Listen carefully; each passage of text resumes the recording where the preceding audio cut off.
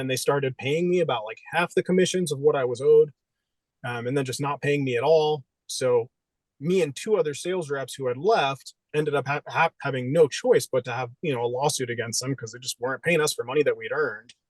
And it took about a year to figure everything out. We ended up settling and ended up getting back what I was owed, but it was not worth it because it was so stressful and just so draining that whole like year process. Like, it took away from going out and selling and just kind of moving forward myself.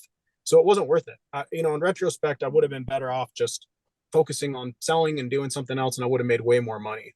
So when this happened, I kind of like considered it, not so much, I kind of felt like, okay, well, he should be held accountable for what he did. So we can't do it to someone else too. Like, I kind of felt like I have some responsibility for that. But yeah, a family member who's like a former district attorney, and, like, she's like, you could try going to like a special crimes division and like filing a report and then like doing this and that. It just sounded like it wouldn't go anywhere and it would never get the money. So, is what it is. But at the end of the day, like, it really hasn't affected my life. And, what are you going to do? It's just unfortunate. And in business, there's just, it's not just in construction, it's just in life. There's some people that, aren't ethical. So if you're getting into business with someone, make sure that everything is 100% clear in writing, that you have an accountant that has full transparency to everything. You're seeing all the invoices, all your costs, trust, definitely I've got to trust them 100%, but have those systems in place to, make sure that everything's as it should be. Yeah. You know?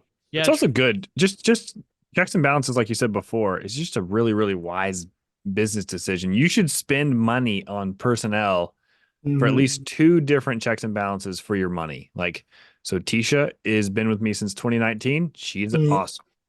But not just like the ability to trust her, which I do, but just help her make sure everything is from a bookkeeping perspective is accurate and we're getting all the deductions we Mm-hmm. need. But then also, like, she's able to understand our business and she's bought into our business more than like a CPA. Like, we've been through a couple CPAs. Mm-hmm. They care, and we have a really good one now. But going back and forth between those two entities, they're not associated at all together. A lot of people Mm-hmm. have CPAs that have the bookkeeper built in.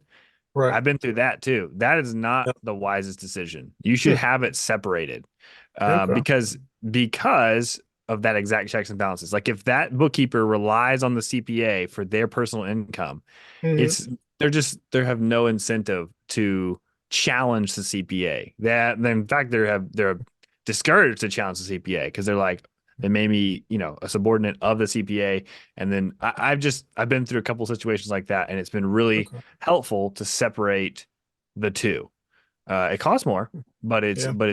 definitely worth it for me because I have more peace of mind and real checks and balances as it really. Obviously, I need to know my own numbers too. I need to know the profit margins and everything like Proline does, but Mm-hmm.